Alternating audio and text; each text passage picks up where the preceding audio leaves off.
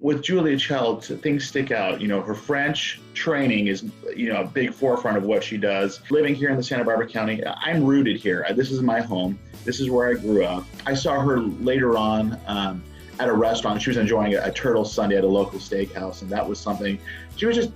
She lived life to the fullest, and she really enjoyed it. And that's something we always need to carry through in our kitchens and our cooking.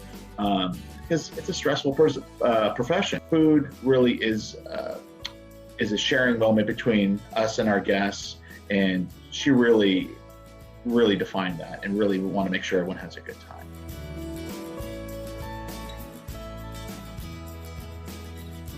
At this point, you are in the central coast area of California. So Julia Child moved to that area back in 2001. And I wonder if you could talk a little bit about the food scene that existed, 20 years ago in the area and how it's evolved since then. It's changed so much in the past 20 years back to, almost more homey, but still developing big flavors. Agriculture has always been big in this area, so great produce and great products and seafood and everything was, sourced here. It still is to this area, and I know that's why it kind of drew her here. Well, speaking of your style of cooking, so the dish for making today is beef bourguignon. It's the classic beef and red wine. And at Elisal, you're known for a very Western approach to cooking, and a lot of live fire cooking. So how would you does the French cooking that Julia Child loved impact your cooking at all, and how would you adapt a recipe like beef bourguignon for your style? It very much does still adapt. The countryside cooking of France is very similar to that of Western or Central Coast cooking, where it's ingredient driven. It's cast iron cooking still very what we do a lot of.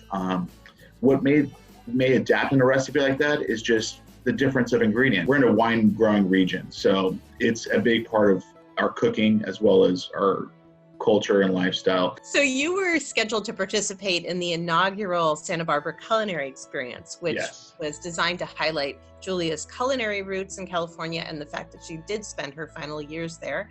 And unfortunately, it was canceled because of COVID, but you had designed a really beautiful meal for that event. And I'd just love to hear a little bit about the meal you designed and how you connected to her legacy through that.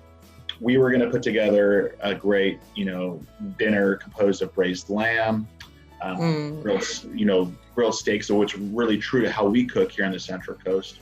So it was a combination of French origins as well as California history developed in one meal. And I think that was a true definition of what Julia Child did here on the Central Coast.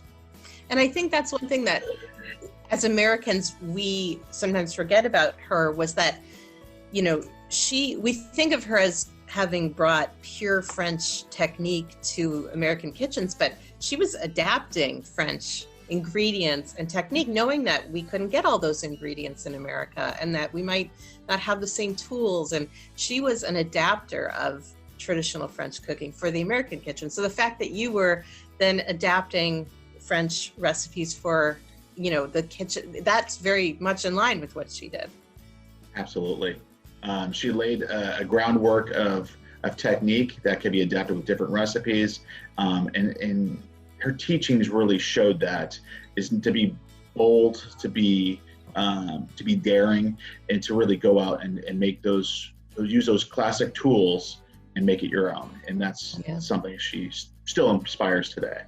Well, again, thank you for meeting us here today. I wish we were meeting in person and, by some grapevines and by a nice grill, but, this will suffice for today. And, I look forward to the day we can travel out and visit you at the ranch.